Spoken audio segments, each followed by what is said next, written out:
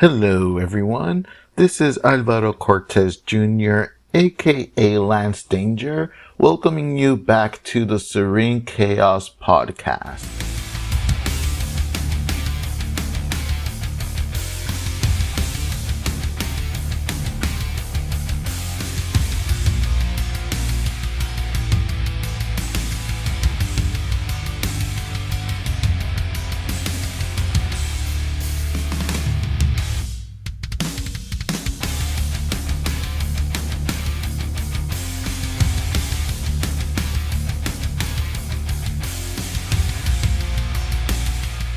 Welcome back to another episode. This is Alvaro Cortez Jr., aka Lance Danger, 15-year veteran making webcomics and indie comics.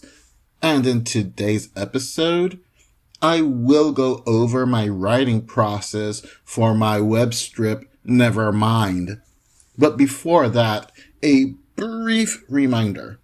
If you visit www.truthfulcomics.com, you will find not only the aforementioned Nevermind, but the entire catalog of webcomics that I've done. And that includes Fred Peterson, the Mighty Warlord, once again Nevermind, Stupid the Cat, The Cannon Girl, Wepaman y Wepito, The Mysterious Exorcist, Alfred Gomez's Clown Rogue Assassin, and of course, Delta Task Force 6, aka DTF6. You'll find blogs like the Gift Indie blog that I spoke about in the previous episode, where we recommend indie comics, as well as interview some awesome indie creators to get, some of their insights in their making of indie comics. So, you'll find also the shop tab where you can not only buy physical copies of Warlord, Nevermind, and Stupid the Cat, but you can also find Manuel Carmona's project New Wave issues 1 and 2 with fantastic artwork by Manuel Carmona and Francisco Rivera.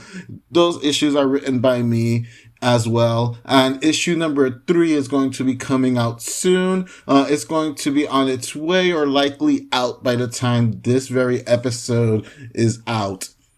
And you can also check out www.artofalvaro.com if you just want all that plus more personal blogs and links to other stuff such as videos and my older podcasts as well. Now, with the obligatory shilling out of the way, let's talk some Nevermind. For those that don't know, Nevermind was actually my first webcomic. It definitely predates in terms of publishing Fred Peterson, the Mighty Warlord. And of course, as I said before, I created Warlord when I was in 8th grade and started making notebook comics of him throughout high school. Before I finally started making Warlord comics more seriously as an adult. I had drawn the book 1 prologue and issues 1 and 2 completely when I came upon a crossroads. A relationship that I was in at the time had come to an end, and so did all the plans that I had to publish my comics. More specifically, of course, Warlord. So that came to a halt because there had been many changes that I had to adapt to and new realities as well. So that was in late 2003, early 2004. And by the time mid 2004 came around, I was wondering what the next step was going to be in terms of creating. I was browsing around the internet for ways to kind of self-publish that wouldn't hurt my wallet much at all, especially since I had to get a brand new job, move all over again, a lot of stuff. And while I was browsing, that's when I discovered webcomics. I discovered Girl Genius by Phil and Kaja Foglio, And I also found Inverloch by Sarah Ullerton. Those were the first two webcomics that I actually discovered. And I was absolutely enamored by the concept. But I would also think to myself, would Warlord find a public as a webcomic? At the moment, I was reading Tom Beeland's True Story, Swear to God, and that's kind of when it hit me, actually. I said to myself that I was going to kind of test the waters out a little bit first, and that's when Nevermind was born.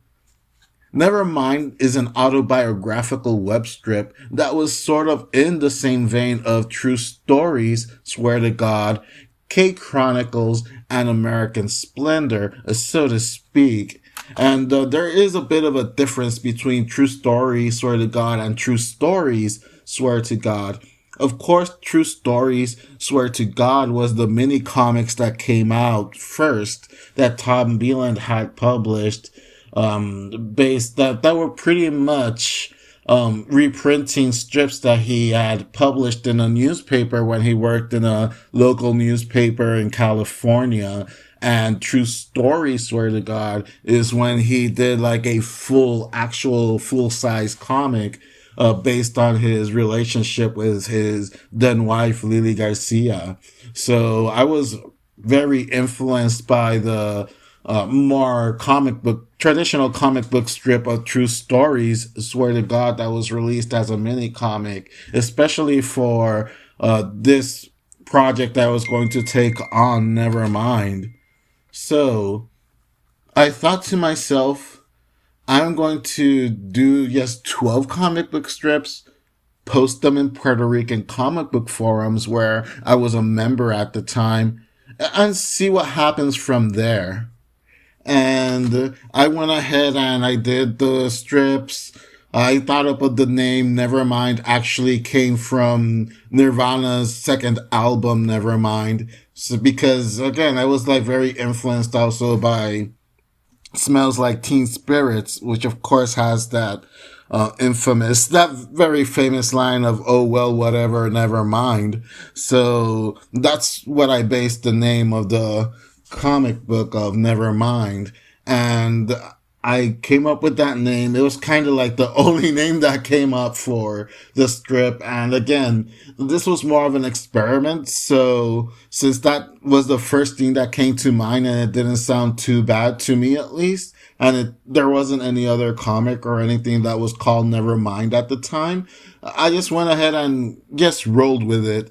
And I published them at the Puerto Rican comic book forums, and to my surprise, it was actually incredibly well received. It became one of the top boards on the art sections of the forums. And that kind of gave me the confidence to work on Warlord and post it there too. Eventually, I did branch out to the Duck webcomics, which was back then known as Drunk Duck. And, well, here we are now.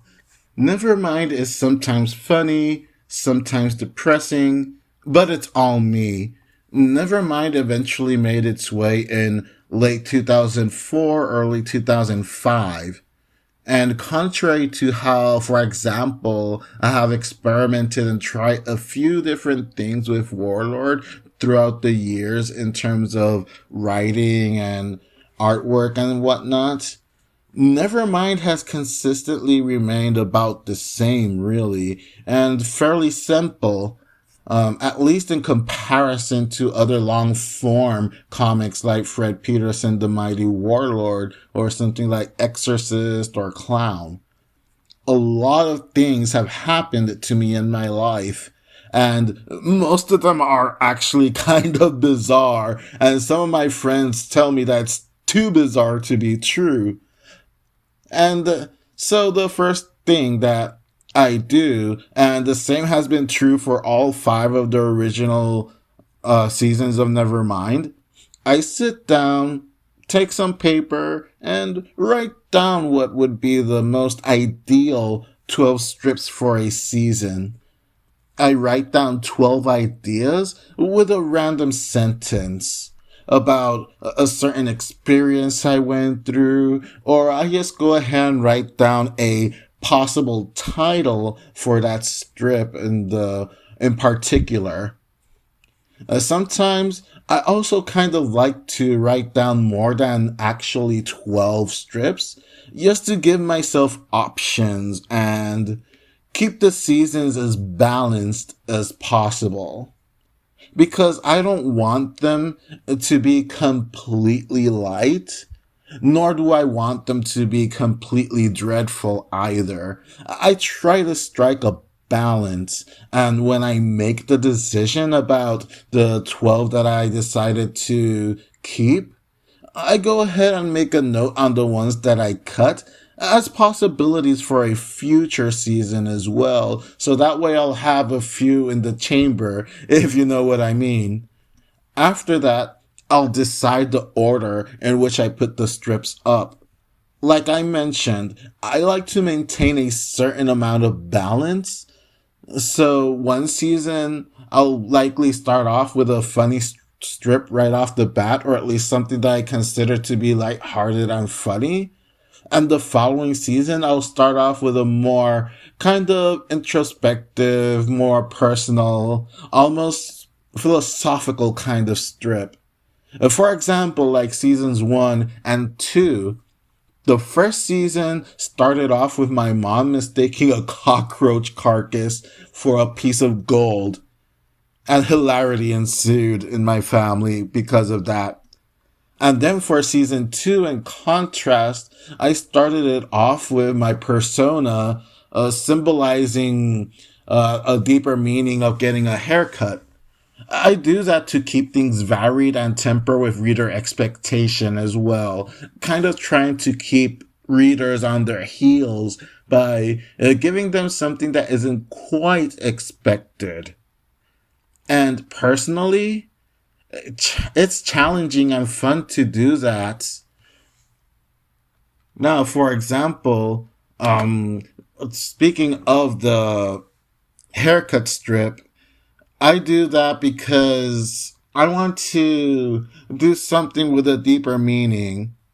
And when I say that, I don't mean to be pretentious or try to be more than what it actually is. I just want to portray that symbolism, because I could have just made that first strip of season 2 and just make it like a very simple, I got a haircut today, which is something that people would identify with. People get haircuts all the time, but I wanted to kind of instill kind of like that philosophical nature where I kind of think of getting a haircut as something that symbolizes leaving the past behind, and as my hair grows, then I will grow as a person as well. And I have to try to strike that balance of explaining it as well as possible, because I don't want it to sound like an inside joke or something that only I or a couple of handful of friends would understand. I have to explain it in a way that anybody that reads it can understand the strip. Even if they don't necessarily agree with the sentiment, at least they can understand where I'm coming from. Now, once I decide the order that I'm going to put the strips, that's when I start doing the light sketches of the strips themselves in particular.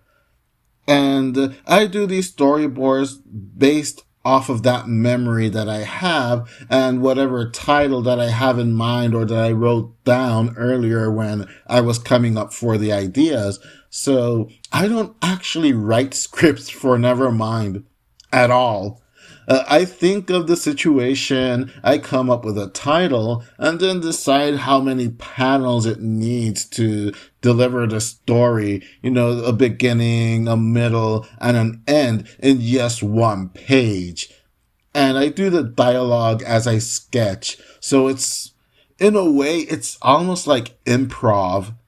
I'm just writing as I design the page. So pretty much what you see when I post the strip of Nevermind is what you get. I'll eventually finish the page and then I'll reread it out loud to myself. Just to make sure that the dialogue and the story flows well and realistically.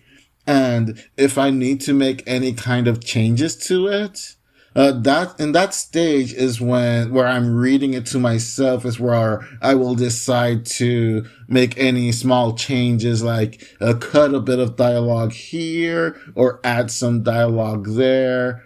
Maybe do an extra panel to expand on something.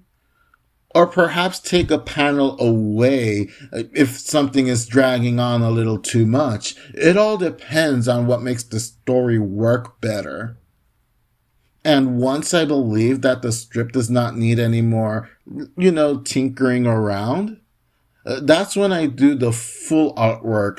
And by that I mean I do the inking, the full art, I letter it, and I move on to the next strip.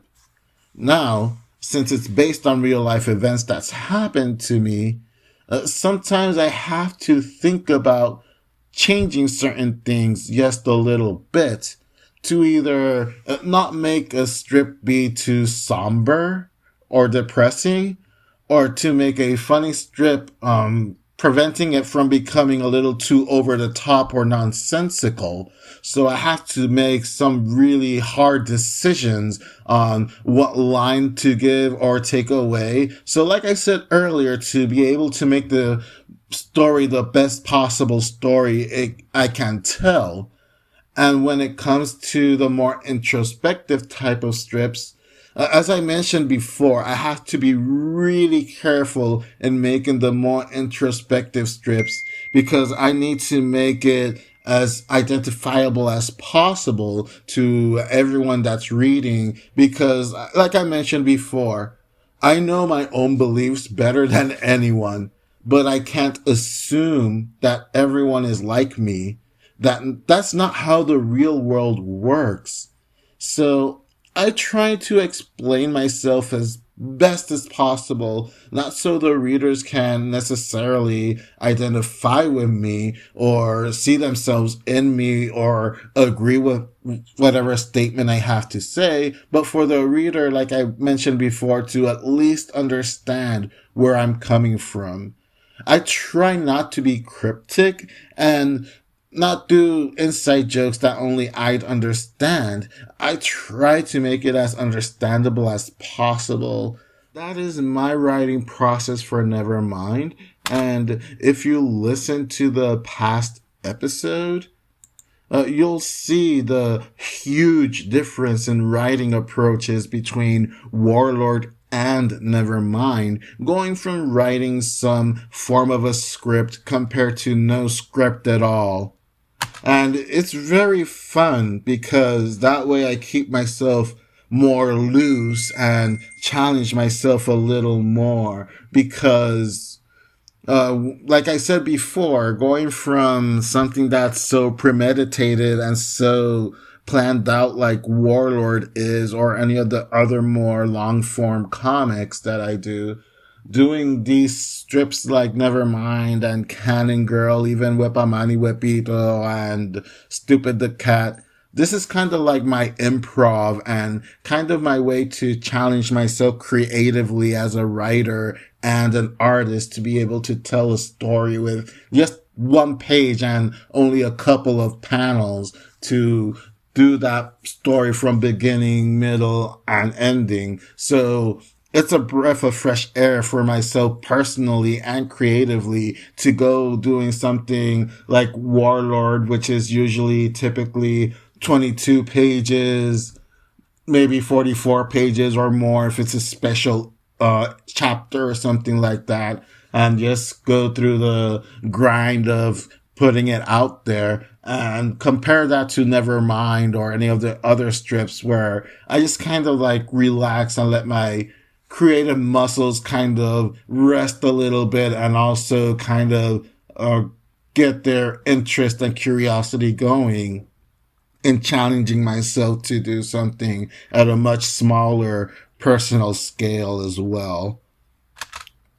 Anyway, it is that time again to end the episode. To everyone that's been listening, thank you all so much for listening. Every single episode that I've uploaded to Podomatic has shot up into the top 10 visual arts genre and podcast and remains in the top 100 until the next episode comes out. So that is really, really exciting. I'm really grateful that people are listening to this and downloading it as well. There's been an incredible amount of downloads, not just on the new ones, but people, I guess, are listening to the new ones and then going back to the old ones, or are just binge listening to the old ones to the new ones, because even the older podcast has gotten a handful of plays and a handful of downloads as well. And I'm really thankful for that. And what's even more exciting is that this is actually the first episode of original content since episode 1 of season 2. As I mentioned before, episodes 2, 3, and 4 of this season 2 were pretty much updated versions of episodes 1 through 3 of season 1. So this is the first original content podcast that I've done since the first episode of this season. And this is very, very exciting for myself personally and creatively to be able to do this and share it with all of you. And hopefully I'll be able to do this for 12 episodes, and hopefully you guys will like what I have to say and find something of value of it as well. If you're a creative and you want to have a different perspective, a different point of view from what you have, or hey, if you want to share your own point of view, you're always welcome to leave me feedback in the comments section, or you can contact me wherever you're listening this podcast from.